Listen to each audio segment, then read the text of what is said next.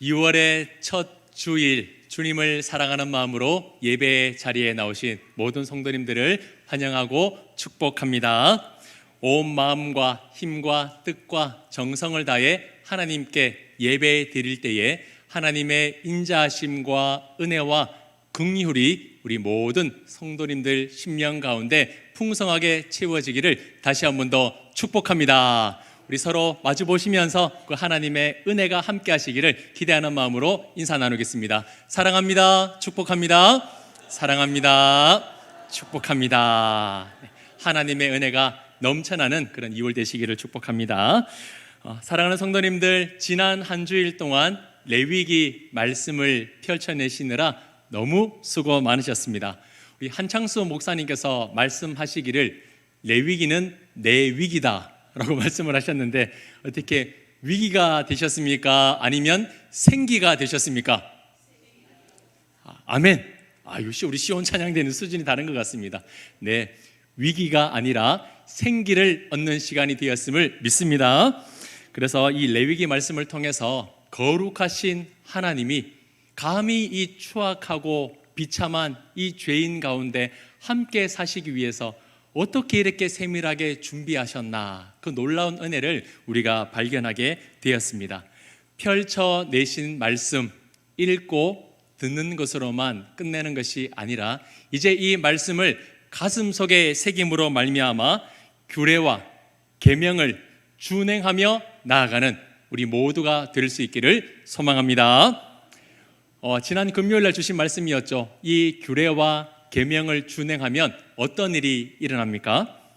하나님께서 철 따라 비를 내려주시고, 그리고 나무는 주렁주렁 열매를 맺게 하시며, 빈틈없이 하나님의 은혜가 채워지고 어떠한 불안이나 걱정 없이 안전하게 살게 되는 평화의 축복을 주신다고 분명하게 레위기 26장에 약속하셨습니다. 그 약속의 말씀이 우리 모든 성도님들의 인생 가운데 펼쳐지시기를 축복합니다. 아멘. 자, 오늘은 이제 모세오경의 네 번째 성경인 민수기에 대해서 이제 한번 살펴보려고 합니다. 첫 시간이기 때문에 이제 개요를 간단하게 말씀을 드리면, 민수기의 히브리어 제목은 배 미드바르. 미드바르가 광야라는 뜻인데, 배, 그 안에서, 광야 안에서라고 시작이 되고 있습니다. 전에 말씀드렸듯이 히브리어 책 제목은 첫 소절의 단어나 문장을 그냥 제목으로 삼는 경우가 있습니다. 이 민수기의 첫 번째로 거론되고 있는 장소가 광야이기 때문에 그 이름을 따 배 미드바르, 광야에서라는 이름이 있는 겁니다. 자, 그리고 헬라어와 영어 제목은 넘버스입니다. 넘버스, 한마디로 숫자들이라는 거죠.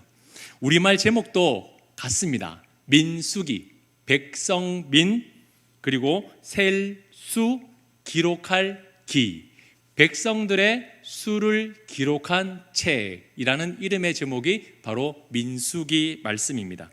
이 제목만으로 이미 민수기의 핵심 내용이 그대로 잘 드러나고 있습니다. 광야에서 일어난 일, 그 광야에서 백성들의 수를 계수한 사건이라는 것이죠. 자, 민수기는 크게 세 부분으로 나뉠 수가 있는데요. 먼저 1장에서 10장까지는 첫 번째 인구조사에 대한 말씀이 기록되어 있습니다. 자, 그리고 11장에서 25장은 이제 시내산에서 떠나서 이제 모압 광야 쪽으로 가게 되는데, 이 과정에서 11장에 백성들이 먹을 것에 대해서 불평을 합니다. 그리고 12장에는 아론과 미리암이 모세의 지도력에 왜 당신만 하나님 앞에 리더자로 서느냐 불평과 원망을 해서 나병에 걸리는 그런 사건이 일어나는 것이 바로 12장입니다. 그리고 13장에는 가데스 바네에 도착해서 12 정탐꾼을 이제 보내게 되죠. 그 뒤로부터 38년 동안 이 광야에서 방황을 하게 되는데, 이것을 가리켜 광야 방황기라고 말합니다. 자, 그리고 이제 26장에 넘어가면 두 번째 인구 조사가 나오는데요. 불평과 반역으로 인해서 많은 수의 백성들이 죽임을 당했습니다. 하지만 하나님께서는 이스라엘 백성들을 사랑하시고 그가 하신 언약의 말씀을 기억하심으로 이제 첫 번째 인구조사와 나중에 시간이 되시면 두 번째 26장의 인구조사의 수를 비교해 보시면 알겠지만 줄어들었던 지파도 있고 늘어난 지파도 있지만 크게 차이가 나지 않습니다. 그 말은 하나님께서 여러 가지 사건들 속에서도 광야 2세대를 지켜주시고 보호하셨다라는 겁니다. 이스라엘 백성들은 첫 번째로 실패했습니다. 광야에서 또 원망하고 불평했습니다. 하지만 하나님의 약속은 여전히 변하지 않으므로 그들에게 미래의 소망이 되는 가나안 땅을 허락해 주고 계시는 겁니다. 그래서 첫 번째 세대는 실패했지만 두 번째 세대는 희망과 소망과 생명의 세대라고 부를 수가 있는 겁니다. 그래서 민수기의 키워드는 이 세 가지 단어인데요. 한번 기억하시길 바랍니다. 약속, 실패, 소망. 같이 해볼까요? 약속, 실패, 소망. 이 단어를 기억하시면서 묵상을 해나가시면 도움이 될 겁니다. 사실 이것은 단어만 다를 뿐 창세기부터 계속되는 이스라엘의 역사였습니다. 하나님께서 이 세상을 만드셨습니다. 창조죠. 그러나 인간이 하나님께서 먹지 말라 한 선악을 알게 하는 나무의 열매를 먹음으로 죄를 지었습니다. 타락이죠. 그러나 하나님께서는 에덴 동산에서 추방되는 그 인간을 위해서 짐승의 옷을 입힘으로 그들을 지켜주시고 여전히 생육하고 번성할 수 있는 복을 허락해 주셨습니다. 구원입니다. 민수기도 마찬가지입니다. 하나님께서 이스라엘 백성들을 다시 한자리에 모으셔서 그들에게 인원을 계수하시는 창조가 일어납니다. 그러나 이스라엘 백성들이 광야의 여정 동안 먹을 것으로 불평하고 모세를 향하여 원망하고 불평하죠. 타락입니다.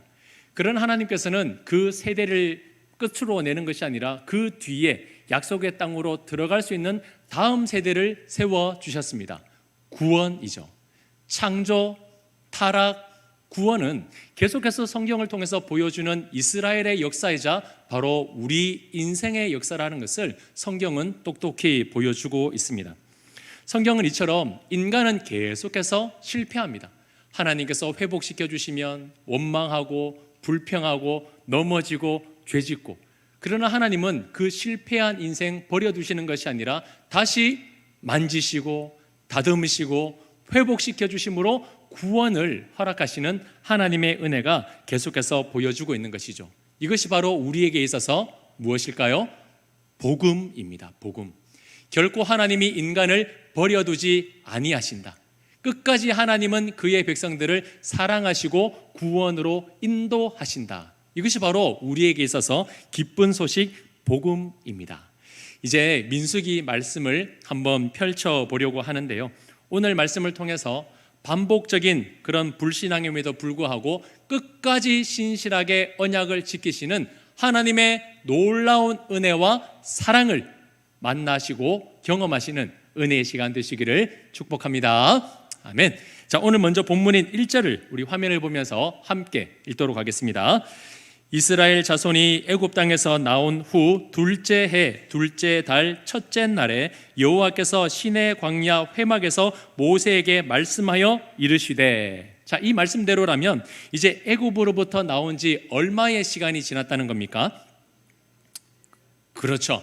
자, 출애굽기 12장 2절과 6절에 보시면 해의 첫째 달이라고 하면서 15일째 이제 유월절을 경험하게 됩니다. 죽음의 사자가 이제 담을 넘어가게 되죠. 그게 바로 15째 날 15일입니다. 그 이후로 출애굽을 하게 됩니다. 그리고 2개월 후인 셋째 달에 시내 광야에 도착을 합니다. 그리고 출애굽기 40장 17절을 보시면 둘째 해 첫째 달 약 1년 만에 이제 성막이 완공이 됩니다. 그리고 오늘 본문 1절에서 둘째 해, 둘째 달, 첫째 날이라고 하는 것은 이제 출애굽기를 한 지 1년 1개월이 지난 시점이라고 말할 수가 있는 겁니다. 제가 이 오늘 본문을 보면서 깜짝 놀란 게 있습니다. 왜냐하면 억지로 한번 끼워 맞춰보고 싶었는데요. 제가 이제 부임했는 해를 제외하면 작년 1년이 지나고 오늘이 둘째 해, 둘째 달, 첫째 날입니다. 할렐루야. 와, 마치 하나님께서 딱 맞게 본문을 주신 것 같은데 억지로 끼워 한번 넣어봤습니다. 네, 하나님께서 이 애굽에서 건져 주셨으면 이제 곧바로 가나안 땅으로 보내면 되잖아요. 들어가게 하시거나 뭐 기적을 일으키시면 되는데 왜 굳이 하나님은 1년 동안이나 이 시내산 주변에 머무르게 하셨을까요? 지금 한 1년 1개월 동안 지금 계속해서 시내산에 약 1년 가까이 머물고 있습니다. 움직이지 않아요. 왜냐하면 하나님의 일하심에는 순서가 있기 때문입니다. 하나님께서 1년 동안 무엇을 하셨습니까? 먼저 출애굽기를 통해서, 출애굽기 말씀을 통해서 규례와 계명을 주셨습니다. 그리고 성막을 짓게 하셨습니다. 그리고 레위기 말씀이죠. 하나님께서 그의 백성 가운데 함께 사시겠다 약속하시면서 여러 가지 율법을 주시고 제사와 삶의 규범을 그의 백성들에게 알려주셨습니다. 말씀을 주시고요, 예배를 세워주셨어요. 먼저 이스라엘 백성들이 하나님과 바른 관계를 설 수 있도록 시간을 허락해 주신 겁니다. 그게 바로 최소 1년 정도 되었다라는 것이죠. 그래서 꼭 이 말씀을 기준으로 한 법은 아니지만 보통 교회에서 직분을 주고 섬길 수 있는 기한이 언제냐면 1년이 지난 시점입니다. 세례도 1년이 지나야 세례를 받을 수가 있는 거죠.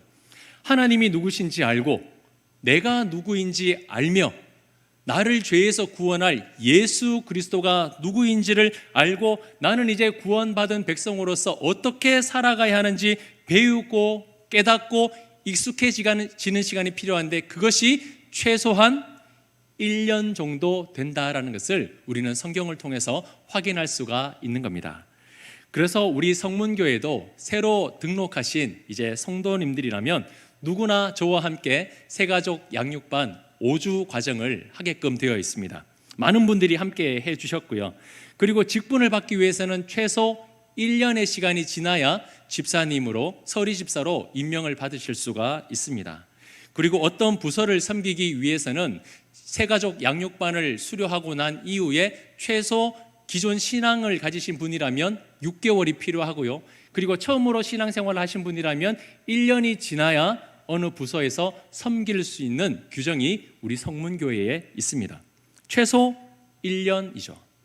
하나님의 일은 하나님이 먼저 어떤 분인지 아는 것에서부터 시작됩니다. 내가 이것을 하고 싶다고 지금까지 신앙생활을 오래 했다고 할 수 있는 게 아니라는 거죠. 그분과의 관계, 하나님과의 관계가 먼저 바로 서지 않으면 우리가 하는 그 모든 것이 아무리 열심을 쏟는다고 해도 잘못된 방향으로 나아갈 수 있기에 최소 1년 동안 하나님과의 관계를 바로 세우는 시간이 필요하다라는 겁니다. 자, 애굽에서 떠난 지 그렇게 1년 1개월이 지났습니다. 하나님께서 모세에게 무엇을 명령하고 계실까요? 자, 오늘 본문 2절 말씀을 같이 읽겠습니다. 너희는 이스라엘 자손의 모든 회중 각 남자의 수를 그들의 종족과 조상의 가문에 따라 그 명수대로 계수할지니. 아멘. 자, 우리 성도님들, 오늘 이 2절에는 성경에서 처음으로 기록되고 있는 단어가 있습니다. 혹시 무엇일까요? 찾아보시겠습니까? 몇 가지 단어가 있는데 성경에서 처음으로 등장하는 단어가 있어요. 바로 가문입니다. 가문. 종족도 그 앞에는 나오고 있어요. 창세기에. 민수기 1장 2절에서 처음으로 기록되고 그 다음부터 이 민수기 전체에서 수십 번에 걸쳐서 반복되는 단어가 바로 이 가문이라는 단어입니다. 여러분, 종족과 가문은 차이가 있는데요, 이스라엘의 전체를 구성하는 기본적인 뼈대는 12지파입니다. 야곱의 12아들 로부터 시작되는 그 12지파가 이제 이스라엘의 근간을 이루게 되고요. 각 지파마다 이제 그 대표되는 조상으로부터 이제 뿌리를 내리지 않습니까? 그 뿌리의 큰 혈연 관계를 종족이라고 합니다. 한 지파로부터 뿌리 내려지는 또 그 안의 공동체를 종족이라고 하고, 그 종족에서 또 뿌리가 내려져서 쉽게 말해서 한 집안, 한 가정을 가리켜 뭐라 하느냐면 가문이라고 합니다. 누구 집안, 누구 가정, 이렇게 이야기를 하는 거죠. 그래서 가문은 가장 작은 단위의 혈연 공동체입니다. 자, 2절에는 종족과 가문에 따라서 각각의 명수대로 계수하라, 인구 조사를 하라라고 지금 명령을 하셨습니다. 자, 겉으로 봤을 때는 우리도 인구 조사 몇 년마다 하지 않습니까? 숫자 세리는 거 크게 의미가 있냐라고 하시겠지만, 사실 오늘 이 본문 2절 말씀의 인구 조사는요, 이스라엘 공동체의 정체성을 바꾸어 버리는 굉장히 중요한 전환점이 됩니다. 자, 성도님들, 광야에 오기까지 이스라엘 백성들은 이스라엘이라고 불리지도 않았죠. 히브리 민족들은 어떤 존재였습니까? 광야에 오기 전에요, 그들은 애굽의 노예였습니다. 430년 동안 벽돌 굽고 농사 짓고 그들이 하라고 하는 것을 할 수밖에 없었던 노예였습니다. 노예는요, 매 맞고 도망치고 벽돌 굽고 노동하는 존재입니다. 그들에게는 이름도 필요 없습니다. 중요하지 않아요. 그들의 숫자를 센다는 것은 가축을 세는 것과 동일한 의미였습니다. 양 한 마리, 양 두 마리, 소 한 마리, 소 두 마리, 노예 하나, 노예 둘, 이름으로 불려지는 것이 아니라 그들은 가축과 똑같이 재산의 일부의 소유로 계수된 그런 존재였습니다. 그런 노예들을 향해서 하나님께서 무엇이라고 오늘 말씀하고 있습니까? 종족, 가문이라고 말씀하고 있는 거예요. 종족과 가문은 존재로 인정받는 공동체가 되었다는 겁니다. 그 한 사람 한 사람이 의미가 되고 존재가 되는 거예요. 종족과 가문에는 이름이 부여되고 역사가 기록됩니다. 우리도 마찬가지죠. 저의 시조도 있습니다. 이알평, 경주 이씨. 여러분, 조상들이 다 있잖아요. 지파로부터 시작돼서 종족으로, 그리고 제가 경주 이씨 국당파 39대 손 이렇게까지 한 지파, 그리고 한 가문에 이르기까지 우리도 삶의 역사가 있습니다. 가문은 역사가 있어요. 지금까지 역사가 없었던 그 이스라엘 민족에게 하나님께서는 정체성을 부여하고 존재의 의미를 지금 부여하고 계신다라는 겁니다.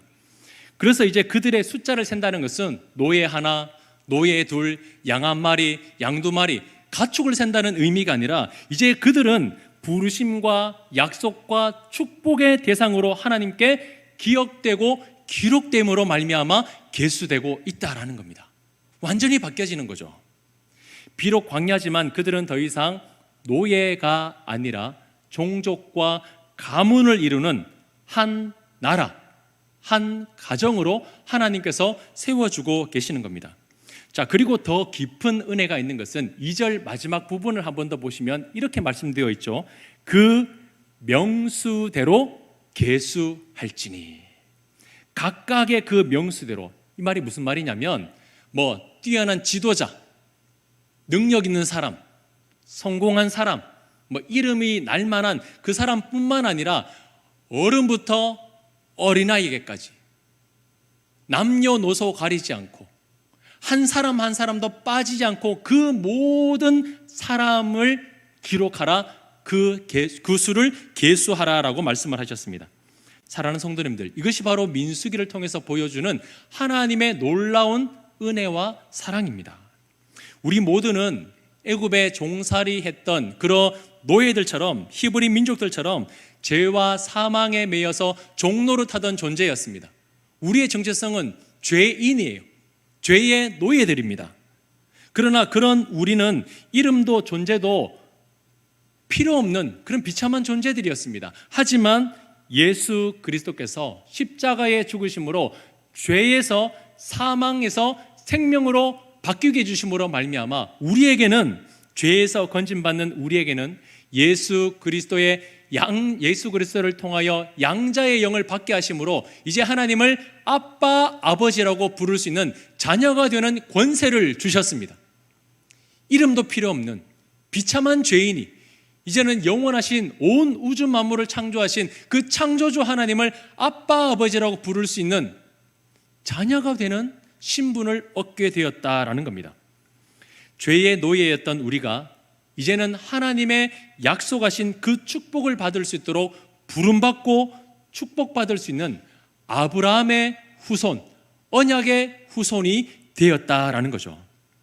언약의 후손이 된 우리는 하나님께서 명수대로 계수하실 수 있는 그 이름이 기억되는 존재가 되게 하셨습니다. 노예가 가문이 되는 것, 노예가 종족이 되는 것, 이것이 바로 오늘날 예수 그리스도를 통해서 보여주시는 하나님의 놀라운 사랑이요 은혜라는 것을 우리 성도님들 기억하시기를 바랍니다. 이것이 바로 이스라엘 민족들이 지금 민수기 말씀을 통해서 받는 첫 번째 복이었습니다. 첫 번째 복이 노예에서 언약의 가문으로 세워진 것이라면 두 번째 축복이 있습니다. 노예에 불과한 이들이 이제는 이스라엘과 하나님을 위하여 싸우는 군사가 된 겁니다. 자, 3절 말씀 함께 읽겠습니다. 시작. 이스라엘 중 20세 이상으로 싸움에 나갈 만한 모든 자를 너와 아론은 그 진영별로 계수하되, 이름도 없이 매맞고 노동하고 비참하게 죽을 수밖에 없었던 그 노예들을 하나님께서 어떻게 바꾸고 계십니까? 싸울 수 있는, 전쟁에 나갈 수 있는 군사로 지금 하나님이 세워주고 계신다라는 겁니다. 자, 우리나라는 징병제이기 때문에 남자라면 누구나 다 의무적으로 군복무를 하게 되어 있습니다. 그래서 군대 간다는 것이 우리나라에서는 크게 감흥이 없습니다. 그런데요, 모병제를 하고 있는 나라를 보면 이 군인은 굉장히 좋은 대우를 받습니다. 자기 나라를 위해서 헌신하고 생명을 바치는 군인들을 굉장히 예우를 해주는 거예요. 그리고 고대 그리스나 로마 같은 국가에서도 군인이 된다는 것은 권리를 가질 수 있는 존재였습니다. 당시 로마에는 이런 말이 있었어요. 자기 방패를 들고 전열에 설 수 있는 자만이 회의에 참석할 수 있고 투표권을 가질 수 있다. 자, 무슨 말이냐면 내 피로 나라를 지킬 수 있는 자격이 있는 자만이 그 나라의 운명을 결정할 수 있다는 그런 논리라는 거죠. 자, 그리고 전쟁터에서 용맹을 떨치고 명예롭게 죽은 영웅들은 사후에 이제 전쟁에서 싸우다가 큰 공을 세우거나 전쟁에서 죽고 난 이후에는 그 고대 사람들의 사상에는 이런 게 있었어요. 그들은 신들과 함께 연회를 즐길 자격이 있다라고 그들에게 가르쳤습니다. 이건 오늘 이슬람 속에서도 발견할 수 있습니다. 왜 이슬람 과격단체, 시아파 같은 과격단체가 자살폭탄 같은 테러를 일으킬까요? 그들은 그런 사상이 있는 거예요. 내가 알라의 이름으로 누구도 하지 않는 이 일을 했을 때에 내가 죽고 나면 그 알라로부터 주어지는 부와 명예와 이 땅에서 가지지 못한 그 모든 것들이 나의 죽음 뒤에 그 신으로부터 주어질 것이다 라고 믿기 때문에 그들은 알라를 위하여 라고 외치며 폭탄을 터뜨리는 겁니다. 그 사상이 다 있는 거예요. 이러한 배경에서 하나님을 위해 싸울 수 있는 군사가 된다, 이제 군사로 부름을 받았다라는 것은 아무 목적도 없이 비참한 인생을 살아가던 그런 노예들에게 있어서는 이제는 용맹스러운 신을 위하여 싸울 수 있는 군사가 되었다는 큰 자부심을 가지게 되는 굉장히 놀라운 변화라는 겁니다. 이스라엘이 군사가 되겠다고 자원하는 게 아니에요. 하나님, 제가 이제 하나님을 위해서 싸우는 군사가 되겠습니다. 저는 이제 하나님을 위해서 뭘 하겠습니다. 이렇게 이야기한 것이 아니라 이스라엘 백성들은 가만히 있는데 하나님께서 명령하셨어요. 이제 이스라엘 백성들을 20세 이상으로 남자들 중에 싸울 수 있는 군사로 계수하라. 하나님이 그들을 군사로 세워주신 겁니다. 이것이 바로 은혜입니다. 사랑하는 성도님들, 우리는 죄의 노예였습니다. 하루하루 의미 없이 죄와 사망이 시키는 대로 할 수밖에 없었던 아주 비참한 존재였습니다. 그런 우리가 달라졌습니다. 예수 그리스도로 말미암아 더 이상 죄의 종로를 타던 인생이 아니라 이제는 하나님을 위하여 싸울 수 있는 군사가 된 것입니다. 바울이 그것을 깨달은 거예요. 바울이 그가 살았던 모든 비참한 삶을 삶을 살다가 예수님을 만나고 난 뒤에 이 놀라운 가치가 얼마나 위대한지를 깨닫고 그는 이렇게 고백합니다. 디모데후서 2장 3절과 4절 말씀에 너는 그리스도 예수의 좋은 병사로 나와 함께 고난을 받으라. 병사로 복무하는 자는 자기 생활에 얽매이는 자가 하나도 없나니 이는 병사로 모집한 자를 기쁘게 하려 함이라. 아멘. 바울은 지난 시간 많은 것을 가지고 살았습니다. 명예를 가졌고요, 부를 가졌고요, 없는 것이 없었습니다. 그러나 그가 다메섹 도상에서 예수님을 만나고 났을 때에 그가 가졌던 모든 것은 다 배설물로 여길 만큼 아무것도 아니었다라는 것이죠. 단 한 가지, 그가 하나님께 부름받고 예수님의 은혜로 말미암아 구원을 받은 자가 되었을 때에 그는 이제 더 이상 유명한 가문의 누구, 유명한 학파의 누구가 아니라 하나님을 위하여 싸울 수 있는 영적인 군사가 되었다는 것에 바울은 깊은 은혜를 받은 거예요. 하나님, 나 같은 존재가, 나같이 비참한 존재가 하나님을 위하여 나아가는 군사가 되었다고요. 하나님, 나를 그런 군사로 불러주셨다고요. 감사합니다. 감사합니다. 바울은 그렇게 신앙의 고백을 올려드리고 있는 겁니다. 여러분, 군사가 되었다는 것은 최고의 긍지요 자부심이었습니다. 당시 평민들은 얻지 못할 명예를 가지고 있는 직분이 바로 군사였습니다. 사랑하는 성도님들, 우리는 더 이상 나약하고 매맞고 비참한 삶을 살아가는 노예가 아닙니다. 이제 우리는 어떤 존재입니까? 예수 그리스도를 통하여 하나님을 위하여 싸울 수 있는 군사로 부름받았다는 사실을 기억하시기를 바랍니다. 노예가 군사가 되었다라는 이 기적이 바로 우리의 인생 가운데 펼쳐나게 된 것입니다. 어떠한 곳에서 태어났는지, 어떤 삶을 사셨는지, 얼마나 가지고 있고 얼마나 많이 누리고 있는지 아무 상관없습니다. 그것들이 오늘 나의 존재를 정의하는 것이 아니라 우리의 정체성을 부여하는 것은 바로 하나님께서 우리를 군사로 모집해 주셨다, 군사로 불러주셨다, 여기에 있는 것입니다. 이곳에 있는 우리 모두는 여호와의 군대인 줄 믿으시기를 바랍니다.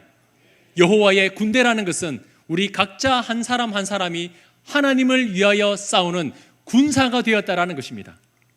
목사님, 그건 믿음 좋은 사람 이야기 아닌가요? 헌금 많이 내는 사람만 그렇겠죠. 열심히 이것도 섬기고 저것도 섬기고 충성 봉사하는 사람만 군사 자격 있는 거 아닙니까?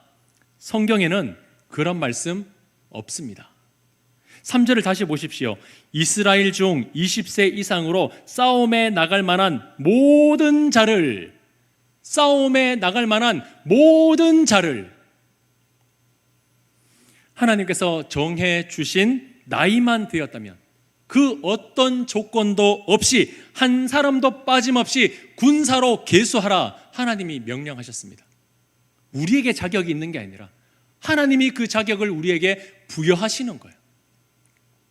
민수기에서는 20세라는 나이가 규정이지만 이것이 오늘의 신약 시대를 살아가는 동안 이 자격이 무엇일까요? 어떤 자가 여호와의 군대가 될까요? 군사가 되겠습니까? 어떤 자격요? 예수 그리스도를 나의 구원자로 모시고 영접하는 자, 그가 바로 하나님의 군사가 되는 줄 믿으시기를 바랍니다. 제가 이번 주 말씀을 준비하면서 소망이자 기도 제목이 하나 생겼습니다. 무엇이냐면, 하나님, 우리 성문교회가 단순히 숫자만 늘어나는 교회가 되지 않게 해주십시오. 우리 성문교회가 이것 잘한다고 저것 잘한다고 뭐 잘한다고 자랑하는 교회가 되지 않게 해 주십시오. 숫자를 자랑하고 규모를 자랑하고 분위기를 자랑하는 그런 교회가 아니라 하나님의 군사로서 자부심을 가지는 교회가 되게 해 주십시오. 하나님을 위하여 싸울 수 있는 군사가 되었다는 자부심을 가지는 교회가 되게 해 주십시오. 다른 것 자랑하는 것이 아니라 하나님을 위하여 싸우는 군사가 되었다는 것을 자랑하고 그것을 위하여 훈련받는 교회가 되기를 저는 이번 주 기도했습니다. 교회의 역사를 자랑하는 게 아닙니다. 나의 신앙의 연수를 자랑하는 것도 아니에요. 나의 직분과 공로 자랑할 것 아무것도 없습니다. 과연 나는 오늘 어떤 존재로 부름을 받았는가? 그것을 믿고 있는가 합니다. 여전히 나는 노예로 살아가고 있는가? 아니면 나는 여호와를 위하여 싸우는 군사로 부름을 받았는가? 사랑하는 성도님들, 이 말씀 앞에 우리 자신을 한번 돌아보았으면 좋겠습니다. 우리는 관람객입니까? 군사입니까? 우리 교회는 유람선입니까? 전투함입니까? 흔히 말하기를 이 땅의 교회는 유람선이 아니라 전투함이라는 말을 많이 들어보셨을 겁니다. 와서 영화 관람하듯이 편안하게 앉아있다가 돌아가는 극장이 아니에요. 교회는 전투함입니다. 전투하면은 관광객 태우지 않습니다. 전투하면은 군사 군인들만 탈 수 있어요. 지상교회는 전투하는 교회입니다. 하나님을 위하여 영적인 싸움을 싸우며 나가는 그 군사가 탄 곳이 바로 교회입니다. 사랑하는 성도님들, 우리 모두는 하나님의 나라를 위하여 싸우는 군사로 부름받았다는 사실을 기억하시기를 바랍니다. 그렇다고 해서 지금 총 들고 뭐 나가서 싸우자는 이야기가 아니라, 내가 힘이 없는데 어떻게 할까요? 이게 아니라 정체성이 군사라는 거예요, 여러분. 나는 다시는 죄가 시키는 대로 이리저리 이것하고 저것하고 픽픽 쓰러지는 게 아니라, 나는 죄의 노예가 아니라 군사예요, 군사. 여러분, 제가 이래봬도 어떤 군대 나오는지 아시죠? 귀신 잡는 땡땡땡. 그 자부심 하나가 저에게는 있어요. 뭐 지금은 잡혀갈지 모르겠지만 자부심 하나가 있습니다. 여기를 나왔다. 여러분, 군사가 되었다는 것은 하나님의 자부심이에요. 성도는 하나님의 자부심입니다. 나를 위하여 싸우는 군사, 나를 위해 목숨을 내던지는 군사, 내가 원하는 것이 있다면 무엇도 아끼지 않고 싸우며 나가겠다는 다짐하는 군사. 성도는 군사요, 성도는 하나님의 자부심입니다. 우리 모두가 그런 하나님의 자부심이 되는 군사로 살아가시기를 주님의 이름으로 축복합니다. 이제 내일부터 민수기를 읽어가시면서 지겹도록 사람 이름을 만나시게 될 거예요. 숫자가 얼마더라 많이 나올 겁니다. 이거 나하고 무슨 상관 있나? 이거 도대체 이 숫자가 나하고 무슨 상관 있나? 아니요. 그 지파로부터 시작된, 그 종족으로부터 뿌리 내린 그것이 어디까지 왔습니까? 오늘 나에게까지 온 거예요. 그 영적인 군사로 세우신 하나님의 은혜가 오늘 나에게까지 온 거예요. 그 이름 하나하나를 불러가시면서 그 은혜가 지금 나에게까지 임하고, 그 숫자 하나하나 빠지지 않고 세어가시는 하나님의 세밀하심이 오늘도 내 인생을 지켜주고 계시고 나를 기억하고 계신다는 하나님의 은혜로 받아들이시며 내일부터 민수기 말씀을 묵상해 가시기를 축복합니다. 읽어가실 때에 힘없이 아이고 이렇게 읽지 마시고, 나는 군사다, 나는 하나님의 자부심이다, 나는 하나님을 위하여 오늘도 이 생명의 말씀을 들고 성령의 검을 가지고 싸우며 사는 하나님의 군사다, 그 정체성을 가지고 살아가시는 이번 한 주 되시기를 주님의 이름으로 축복합니다.